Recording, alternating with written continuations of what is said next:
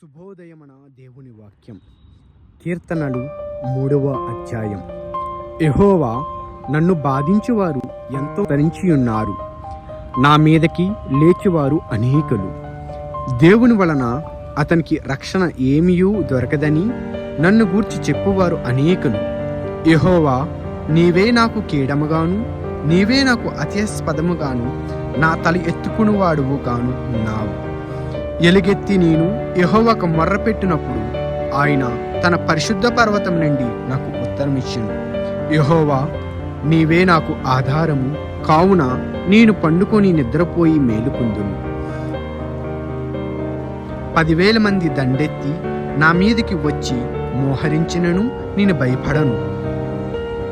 యెహోవా, లెమ్ము, నా దేవా, నన్ను రక్షింపుము.